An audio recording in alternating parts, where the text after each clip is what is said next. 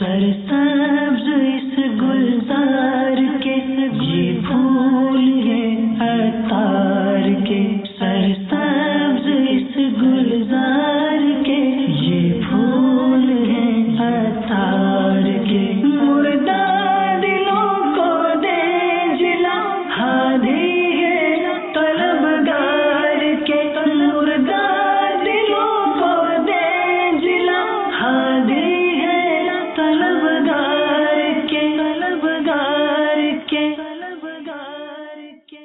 الحمدللہ رب العالمین والصلاة والسلام علی سید المرسلین، اما بعد فاعوذ باللہ من الشیطان الرجیم، بسم اللہ الرحمن الرحیم، الصلاة والسلام علیک یا رسول اللہ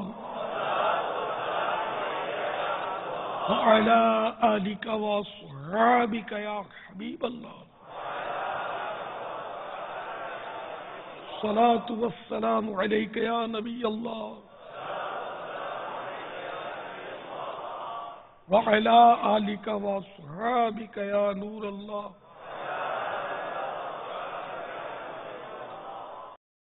باپا، اگر کسی نے نفلی روزہ رکھا اور کسی بزرگ کی بارگاہ میں حاضری کے لیے گئے اور زوال سے پہلے اس نے تبرک کھانے کی نیت سے روزہ افطار کر لیا تو اس کے بارے میں کیا حکم ہے؟ کہ جزیہ کہیں پڑھا نہیں ہے، دل جوئی بزرگ کی تبرک کھانے کی، بزرگ کی دل جوئی ہے، اپنی دل جوئی ہے، ان کا تبرک کھانے کے لیے نہیں۔ آپ صورتحال یہاں دیکھیں، اگر یہاں سے آپ اگر کچھ کرتے ہیں نا تو یہاں دل جوئی جو نوالا کھا رہا ہے اس کی ہے، اپنی دل جوئی کروانے کے لیے تو ویسے کھانے سے دل جوئی ہوتی ہے۔ مجھے بھی ابھی کچھ آپ اچھا کھلا دو دل جوئی تو ہو ہی جائے گی میری۔ ایسا لگتا ہے کہ روزہ تو اچھا، پھر بھی روزہ تو اگر دل جوئی یعنی شرعن اجازت، یہ دل جوئی تو وہ ہے نا کہ میزبان اور مہمان اور اس کے مسائل ہیں کچھ، جی ان جزیات پر ہم قیاس نہیں کر سکتے۔ نہ یہاں بزرگ کی بارگاہ میں حاضر تھے، اچانک وہ نوالوں کی ترکیب ہوئی تو بالکل پسر جائے آدمی، میں روزہ توڑ دیتا ہوں۔ اس میں تو دل آزاری کا بھی تو اندیشہ ہے نا بزرگ کا، کہ وہ تو سحری کے لیے اسلامی بھائی آئے ہیں تو دل جوئی کیسے ہوگی؟ یہاں تو دل جوئی بزرگ کی روزہ رکھنے میں جس کو بزرگ سمجھ بیٹھے ہم، اگرچہ وہ نہیں ہے لیکن یہ کہ دل جوئی تو ہے نا اس کی۔ اس نے تو یہاں تک احتجاج بھی کیا کہ آئندہ سحری ہونی نہیں چاہیے، کہ تو روزہ رکھتے ہی نہیں۔ دل جوئی تو روزہ رکھ بھی کی جا سکتی ہے، تو سحری تو سنت ہی روزہ رکھنے کے لیے۔ اب یہ آج چھٹی کا دن ہے، اب اس سے بھی آپ فائدہ نہیں اٹھاؤ گے، کیسے تو میری زیادہ دل جوئی ہوگی نا مضبوط۔ جمعے کا اکیلا روزہ نہیں رکھنا چاہیے نا؟ ہاں، اگر ملا لے تو وہ 10,000 سال کے روزوں کے برابر ہے۔ یہاں یہ کھا لیں گے، کھانے کے لیے آ جائیں گے روزہ۔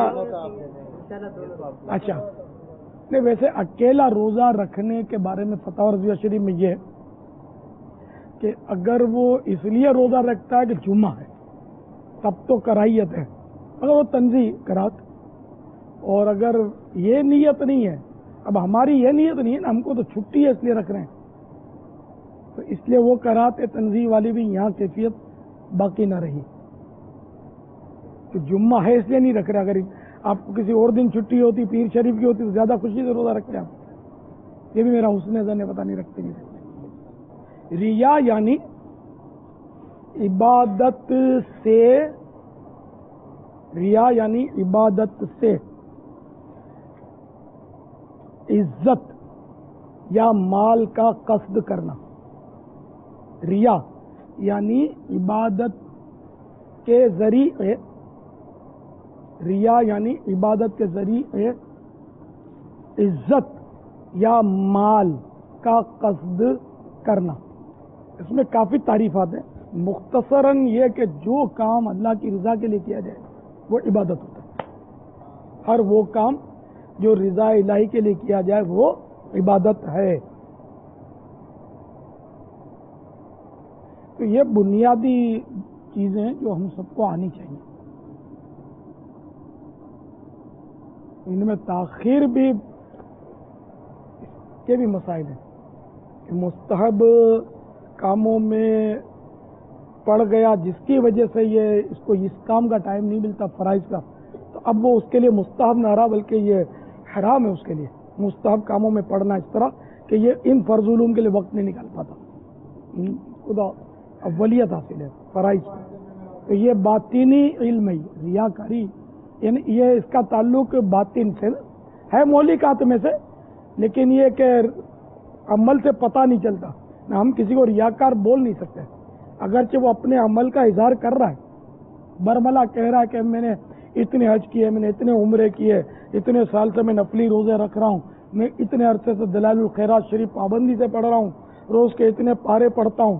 ریاکار نہیں کہہ سکتے کہ اس کے دل میں جو نیت ہے وہ ہم پر کیسے آشکار تعلق. ہم دل پر حکم لگانے کے مجاز نہیں ہیں. آپ کو واضح قرینہ ہو تو دوسری بات ہے, لیکن صرف اتنا کہ وہ اگلا سنا رہا ہے اور اپنے عمل دکھا رہا تو ہم اس پر ڈن نہیں کر سکتے. ریاکار اس کو ہم نہیں کہیں گے. ہو سکتا ہے تحدیث نعمت کے لیے کہتا ہو اپنے خیال میں, اب تحدیث نعمت کے لیے پھر جائز ہو گیا عمل کا اظہار. دوسروں کی ترغیب کے لیے کہہ رہا ہوں تو اس میں بھی جواز ہے. مجھے دم فرما دیں, مجھ سے زیادہ جاگا نہیں جاتا اور جسم میں درد شروع ہو جاتا ہے, پڑھائی میں مسئلہ بن جاتا ہے. یہ میرا گمان غالب ہے کہ اس طرح کے امراض جو ہے نا یہ زیادہ کھانے سے ہوتے ہیں. تجربہ ہے کہ زیادہ کھانے سے نیند چڑھتی ہے اور جب زیادہ کھائیں گے تو زیادہ پیئیں گے بھی. امام غزالی رحمۃ اللہ تعالی علیہ نے لکھا ہے کہ 70 صدیقین کا اس پر اتفاق ہے کہ زیادہ پانی پینے سے زیادہ نیند آتی ہے. زیادہ کھانے سے بدن میں درد ہوتا ہے. آپ ٹرائی کر لیں, اگر کھانے میں کمی کر لیں گے انشاءاللہ عز و جل آپ کے درد میں کمی آ جائے گی. اب وہ دم کون کروائے گا؟ تو دم کی پرچی تو اب نہیں کروائے گا, دم شرمائے گا. تو سبھی تو ڈٹ کے کھاتے ہیں, غالب اکثر یہ سبھی سے مراد یہاں للاکثر حکم الکل. پاپا سب پہ دم فرما دیں, سب کو دم کر دوں, لگے دم مٹے غم, دنیا کھاوے کماوے ہم. وہ بھلے وہ ملنگ لوگ بولتے ہوں جو جھوٹے ملنگ ہوتے ہیں کہ دنیا کماوے کھاوے ہم, لیکن ہم بولیں گے ہم کماوے دنیا کھاوے کماوے ہم. کھلانا افضل ہے. گجراتی میں کہاوت ہے چیتنا نر سدا سکھی, محتاط آدمی ہمیشہ سکھی رہتا ہے.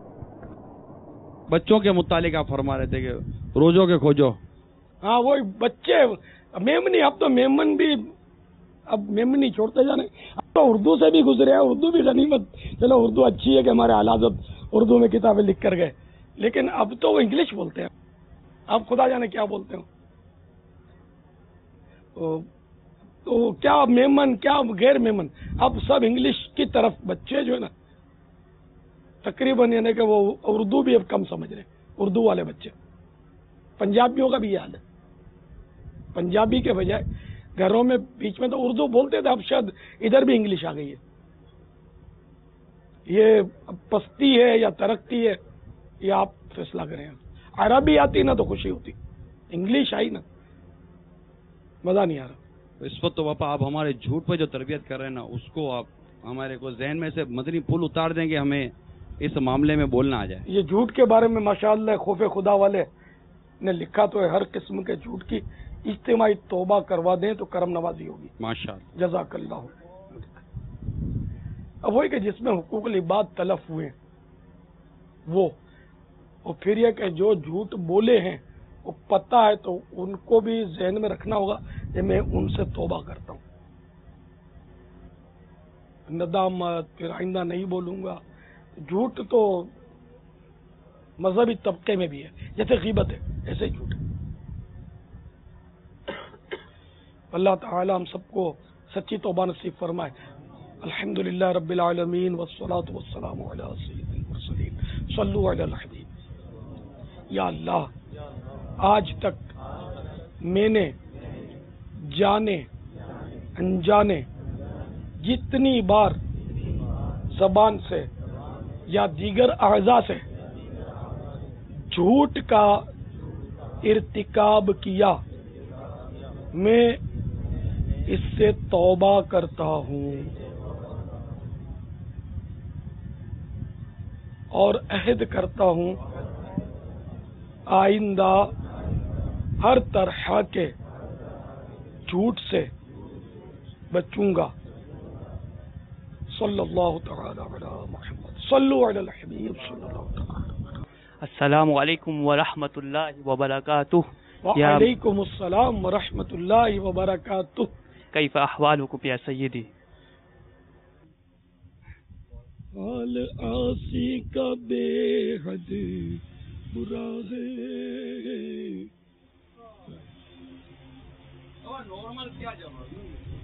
ہے بہت مشکل اس کا۔ اگر بیمار ہے اور اگلا حال پوچھتا ہے تو کرے کیا؟ اب بوڑھا آدمی تو یار اس کے روئے روئے میں امراض ہوتے ہیں۔ اچھا پھر مشکل یہ کہ یہ سوال جو ہے نا، آپ کیسے ہیں، آپ کا کیا حال ہے، یہ عام طور پہ اب رسمن پوچھا جاتا ہے۔ دل کی تائید کے ساتھ پوچھنے والے مزاروں میں ہوں گے یا کہیں غاروں میں چھپے ہوں گے۔ ہماری پوزیشن بہت ہی بری ہے یار، جو ہمدردی کے ساتھ، جیسے کہ وہ پوچھنے والے تھے پچھلے زمانے کے ایک بزرگ، انہوں نے ایک شخص سے حال پوچھا، آپ کیسے ہیں؟ انہوں نے کہا حضور مقروض ہوں، تنگ دستی ہے، فاقوں پہ فاقے ہیں۔ انہوں نے اپنی پریشانی بیان کی۔ آپ اس کو روکا، گھر میں گئے اور ساری جمع پونجی بچایا کچھ بھی نہیں، 1000 درہم جمع پونجی تھی، وہ لے آئے۔ اس سے فرمایا کہ 500 سے قرضہ اتارو اور 500 اپنے اور اپنے بال بچوں کے کام میں لاؤ، اور پھر عہد کیا کہ میں آئندہ کسی سے حال نہیں پوچھوں گا۔ امام غزالی علیہ رحمۃ اللہ الوالی نے یہ حکایت نقل کر کے ارشاد فرمایا کہ یہ اس لیے انہوں نے کیا کہ ان کے نزدیک یہ تھا کہ اگر کسی کو حال پوچھو تو رسمن نہیں، رسمن پوچھنا منافقت۔ اگر وہ اپنا حال کا جیسے بے حال بتائے تو پھر اس کی امداد کی جائے، ہمدردی کی جائے، اس کے ساتھ مطلب ہے نا کہ جو کر سکتا ہے وہ کرے۔ لیکن ہمارے ہاں تو یہ کیا حال ہے، اور سناؤ سب ٹھیک ٹھاک؟ وہ آپ کا چھوٹا بچہ کیسا ہے، بڑا بچہ کیا کر رہا ہے؟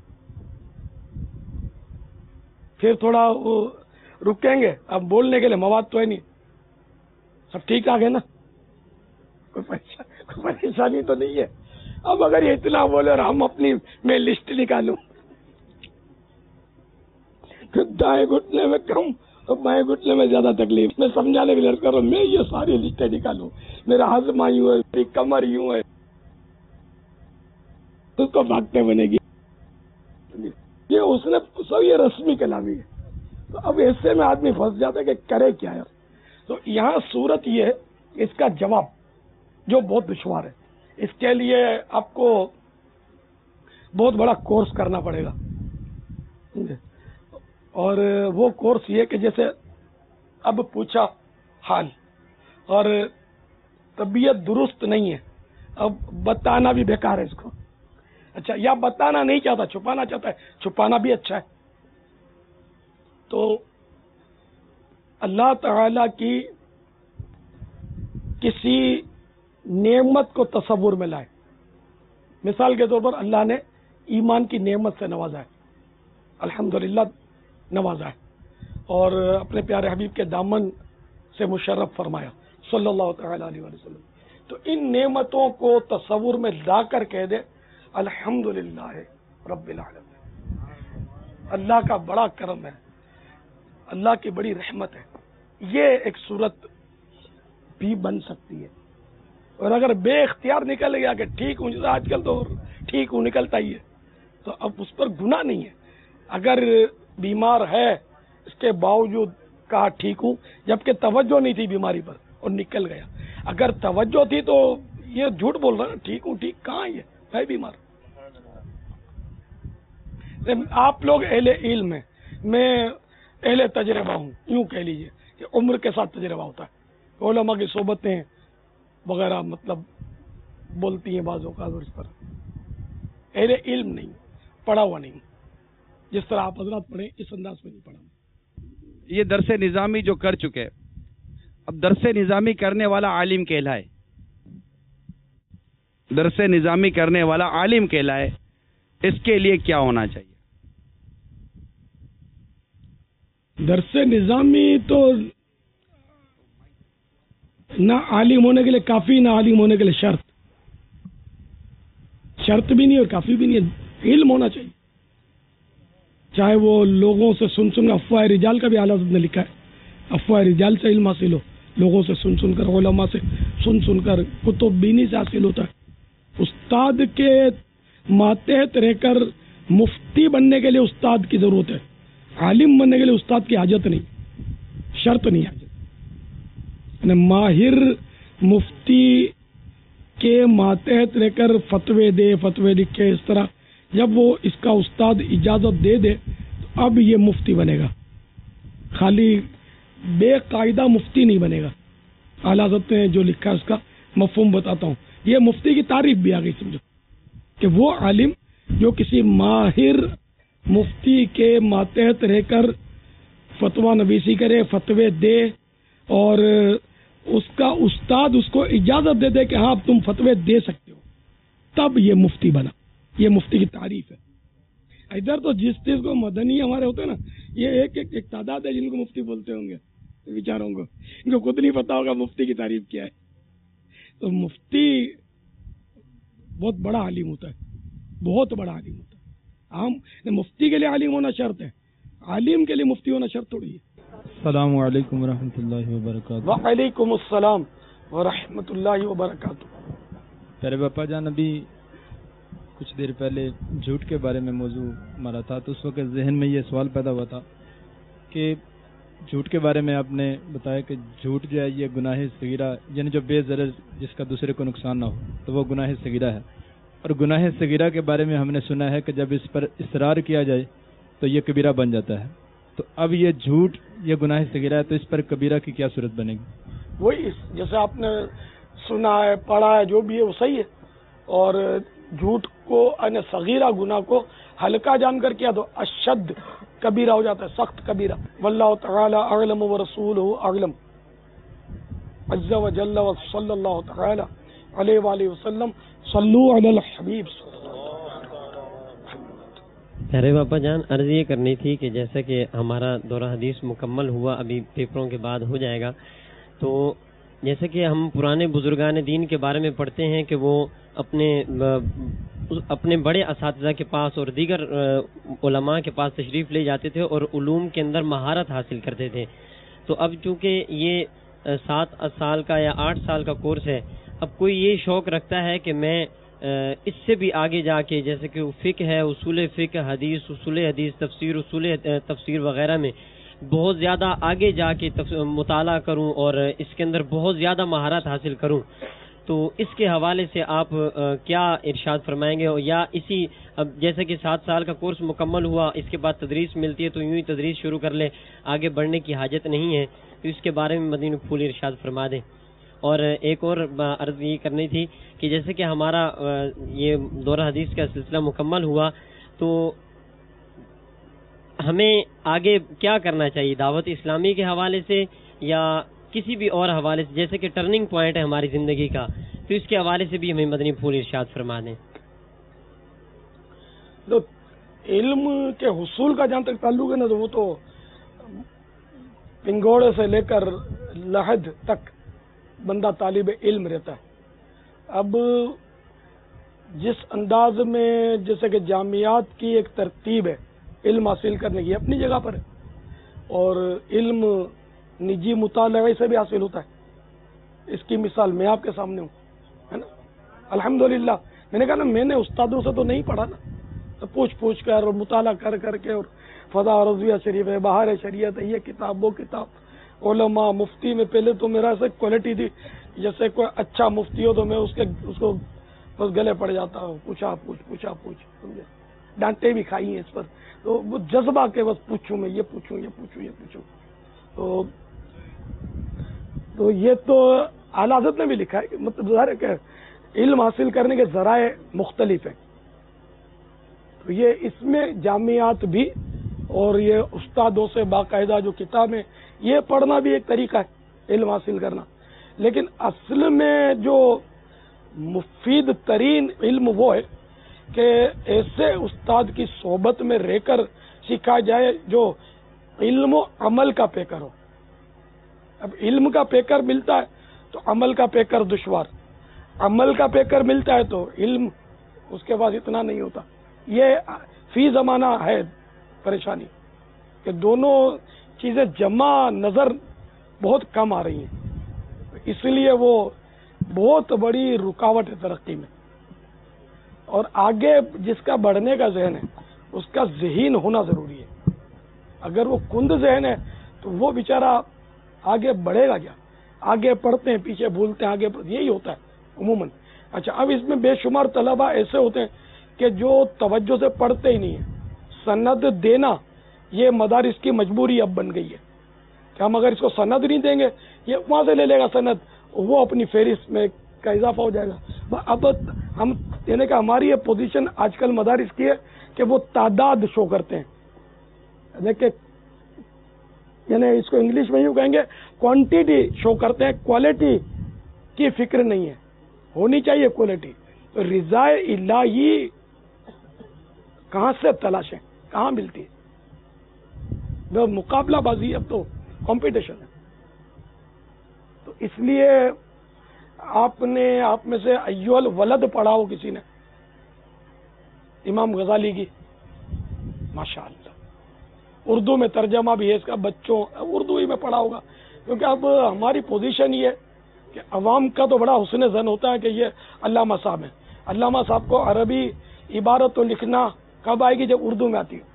उर्दू ही लिखना नहीं आता, सही बोलता हूँ, उर्दू इबारत सही लिखना नहीं आती जनरली, ना उर्दू बोलना आता सही। भले उर्दू घर में पैदा हुआ है, हमारी कौमी ज़बान उर्दू है, तो अरबी और फिर इसमें तो वो अरबी अल्फाज बोलेगा, दो चार मुहावरे बोलेगा तो लोग समझेंगे कि वो बड़े अल्लामा साहब है, अरबी दान है। अब लाख उसमें लुगत की गलतियां हों, पकड़े कौन? वो किसी को इम्प्रेशन डालने के लिए अरबी हमें बोलनी भी नहीं चाहिए। अल्लाह की रिजा पेश नजर हो, अल्लाह ताला पर हमारे दिल का हाल जाहिर है। तो इस सूरत में यह कि ज़हीन हो। अब असातिज़ा का इंतखाब करना ये भी है बहुत मुश्किल। तो मैं असल में आला हजरत की छाप लगी हुई है, मेरे दिल पर समझो लगी हुई है अल्हम्दुलिल्लाह। एक मुबालगे के साथ के जो आला हजरत के वो दायरे से निकलता है ना, मुझे मज़ा नहीं आता। बहुत बड़ा अल्लामा हो लेकिन अगर आला हजरत से इख्तिलाफ करता है ना, अब मुझे नहीं अच्छा लगता। तो अल्हम्दुलिल्लाह हमने जमा, हमारे पास जो जमा पूंजी जो है ना, ये आला हजरत वाले हैं, रजा छाप हैं, तखस्सुस फिल फिक्र अपने यहाँ करें आप, और अल्लाह आपको नवाजे तो ज़हीन होंगे और कामयाब। अगर ज़हीन हुए, कामयाब हुए तो तदरीब करें, इसी तरह वो इफ्ता की मंजिलें तय करें। अब बाज़ वक़्त कमज़ोर जहन के जो लोग होते हैं बोल देते हैं यार बढ़ता ही नहीं है, बढ़ता ही नहीं है, तो कहाँ से बढ़ाएं? इस्लाम का निज़ाम सौंपने यार इसे मेयार पर पूरा तो उतरे। मुझे अपने मुफ्तियान किराम पर 100% एतमाद है, सही बोलता हूँ। ये नहीं बनाते ना, ये निगरान शुरा का हमारी बात होती, ये नहीं बनाते यार, सही करते हैं। इतना ये इन्होंने मेयार टाइट रखा है। मुझे पता है ना जो आजकल मुफ्ती कहलाते हैं, एक तादाद है, इनका फतवा पढ़े, बाजों का तो माथा सर पकड़ ले आदमी, यार ये क्या लिखा है। तो है ये बहुत मेयार हमने सख्त रखा है हमारे मुफ्तियान किराम ने, और ये मैं 100% इससे मुत्तफिक हूँ। हालांकि मैं भले नहीं पढ़ा हुआ, समझ आती है कि फतवा देना कोई खालाजी का घर नहीं है। सवाल का जवाब देना आसान है, लेकिन अगर वो फतवे की कसौटी पर आता है ना तो भाव पता चल जाता है कि कई कई सूरतें निकलती हैं, तसव्वुर भी नहीं होता। तो इसमें कुदरती तौर पर ज़हीन होना शर्त है। ज़हीन नहीं होगा मुफ्ती नहीं बन सकता, भले मुफ्ती कहलाएगा, मुफ्ती बनेगा नहीं। तो फिक्ही गुत्थियाँ सुलझानी है जो बगैर अक्ल और اعلیٰ درجے کی عقل کے بغیر ممکن ہی نہیں ہے یہ گتھیاں سلجھانا. تو یعنی یہ تو بس کوئی خدائی عطا ہے جس کو مل جائے. مفتی کہلا سکتا ہے, مفتی بن نہیں سکتا, بہت مشکل ہے. چوکے چھکے لگا رہے ہوتے ہیں, بعض تحریریں دے دیتے ہیں, فتوے دے دیتے ہیں لوگ, اور ایسے ہوتے ہیں کہ مت پوچھو بات. بہت سوچ سمجھ کر, یہ آخرت کا بہت بڑا مطلب یہ کہ رسک لیتے ہیں ایسے لوگ. جب تک 100% مطمئن نہ ہو, مفتی بھی فتوا نہ دے. مفتی کے لیے تھوڑی کہ جو چاہے وہ جو بولے وہ اسلام ہے, یہ تھوڑی ہوتا ہے. تو اگر آپ میں یہ صلاحیت ہے, آپ ذہین ہیں تو تخصص فی الفقہ کریں. اگر آپ خود ذہین نہیں ہے تو خواہ مطلب پھر, لیکن یہ کہ اتنا تو فائدہ ہوگا تخصص فی الفقہ میں کہ ذہین نہیں بھی ہے تو اس بہانے مطالعہ اور یہ معلومات بہت ہو جائے گی. دینی کتابوں کی فتح اور رضویہ فلاں مطالعہ ہے نا اس میں, اس بہانے ہو جائے گا, ورنہ ہوگا نہیں. تو یوں تخصص فی الفقہ کرنا چاہیے. اور کیا بعید کہ علم دین کی برکت سے ذہن کھل بھی جائے, شرح صدر ہو جائے, یہ اس کی رحمت سے ہو جائے تو ذرہ نواز ہے وہ. آپ تو جتنا اللہ نے دیا ہے پڑھیں, اور تدریس کی اگر صلاحیت ہے, مجلس قبول کرتی ہے تو بے شک تدریس کریں. علماء پروڈکشن اسی طرح ہوگا, تدریس کریں اور دعوت اسلامی کو ساتھ ساتھ چلاتے رہیں. کہ اگر آپ کا ذہن صرف جامعات کی ترقی پر ہے تو اس میں جامعات کی ترقی بھی ہے. دعوت اسلامی بڑھے گی, دعوت اسلامی تو جامعات بڑھیں گے ہمارے, یہ کم ہوگی تو یہ کم ہوں گے ظاہر. تو جامعات کے ساتھ دعوت اسلامی کو لے کر چلیں, اور کچھ نہ کچھ وقت مدنی کاموں کے لیے ضرور نکالیں, تاکہ یہ آپ کا پریکٹیکل ہوتا رہے دعوت اسلامی کا. تو انشاءاللہ اس سے آپ کے فوائد ہوں گے. اور نجی مطالعہ یہ اپنے اوپر نافذ کر دیں کہ میں نے اتنی دیر روزانہ ہر صورت میں مطالعہ کرنا ہے. اور بالاستیاب آپ اگر ہو تو یہ بہت اچھا ہے. جیسے وہی میں تو فتح و رضویہ کہوں گا, بہار شریعت, پھر احیاء العلوم, قوت القلوب, منہاج العابدین, اس طرح کی فقہ کی بھی کتابیں اور تصوف کی کتاب, یہ دونوں کو لے کے چلیں. ہم فقہ میں تصوف پورا نہیں ملے گا, تصوف میں فقہ پورا نہیں ملے گا, تو دونوں کو لے کے چلیں. امام غزالی بھی شافعی, اور صاحب قوت القلوب بتاؤ کون تھے؟ کس کو معلوم ہے؟ بولنا نہیں, خالی ہاتھ اٹھائیں. یہ کون تھے؟ کون سے فقہ پر ان کا عمل تھا؟ حنبلی تھے, شافعی تھے, مالکی تھے, حنفی تھے, کون تھے؟ ایک دو کو پتا ہے, جن میں ایک تو جامعات سے واسطہ نہیں پڑا ان کا, یہ ہاتھ اٹھا رہے ہیں. یہ لگتا ہے کہ مدنی مذاکرے کی برکت بتانے والے ہیں. آپ جامعات سے تعلق رکھتے ہیں, دور حدیث کیا, تخصص کے, آپ فرمائیے کن کے مقلد تھے؟ سن لیا؟ صاحب قوت القلوب خود مجتہد تھے. یہ کہاں سے ملا مجھے؟ فتح و رضویہ شریف سے. تو یہ مجتہد مطلق تھے. تو جو مجتہد مطلق ہوگا وہ کسی کی تقلید کی حاجت نہیں نا اس کو. اعلیٰ حضرت مسائل میں مجتہد تھے, مجتہد فی المسائل, تو یہ مقلد ہیں. اعلیٰ حضرت حنفی ہیں. تو اس طرح مطلب یہ کہ آپ مطالعہ فرمائیں. دیکھو میں نے جو بات بتائی یہ آپ کو نہیں پتا تھی, اس لیے کہ مدنی مذاکرے میں حاضریاں کم, یہ مدنی مذاکرے والے کو پتا. انہوں نے پڑھا ہوگا شاید فتح رضویہ شریف میں. اچھا, قوت القلوب کے شروع میں پڑھ لیا تھا, یہ قوت القلوب بھی نہیں پڑھی ان لوگوں نے. انہوں نے کہا کہ یہ مدنی مذاکرے کی برکت ہے کہ آپ نے قوت القلوب پڑھی ہوگی, اگر کسی نے پڑھی ہوگی تو. مگر انہوں نے یہ اظہار نہیں فرمایا کہ میں نے پوری پڑھی ہے. کسی طرح مدنی مذاکرے کی کہ وہ چھاپ ڈالنی ان پر کہ دیکھا کرو. ہماری اس مجلس نے باپا جو میموری کارڈ جو جاری کیا ہے 100 مدنی مذاکرے اور بہت کچھ, اس میں 50 تقریباً بیانات اور دیگر مدنی چینل کے سلسلے. تو اگر کوئی ایسے موبائل رکھتے ہیں جو MP میموری کارڈ استعمال ہوتے ہوں تو یہ میموری کارڈ کے استعمال سے بھی انشاءاللہ عز و جل ایک بہت اچھا مواد جو ہے وہ ہم حاصل کر سکتے ہیں. تو آپ لوگ تو مطالعہ بھی کریں، لیکن دیکھو اب میں اپنے منہ سے کیا بولوں یار. ابھی کسی نے بولا کہ آپ کو بہت تجربہ ہے، تو ان میں میرے تجربات ہیں. اب جیسے میں نے چند باتیں آپ کو بتائیں جھوٹ کے بارے میں، اور یہ میرے سب تجربات ہیں نا جو آپ کو دیے، جو کتابوں میں نہیں ملتے. تو یہ کتنی دیر روزانہ سننے کا کوئی ہے نیت کہ بھائی اتنی دیر میں روزانہ، میں یہ نہیں کہوں گا کہ ایک دن میں سارا سن لے.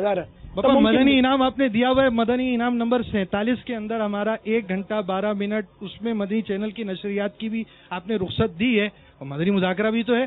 تو ہم اس مدنی انعام پر عمل کریں گے، یومیہ مدنی انعام پر عمل کرتے جائیں گے، سنتے جائیں گے، ایسا اگر کسی کا ذہن بنے. 1 گھنٹہ 12 منٹ روزانہ میموری کارڈ سننے کی نیت کو کرتا ہے. ماشاءاللہ ماشاءاللہ، مرحبا. فیضان مدنی مذاکرہ. مسلک کا تو امام ہے الیاس قادری، مسلک کا تو امام ہے الیاس قادری،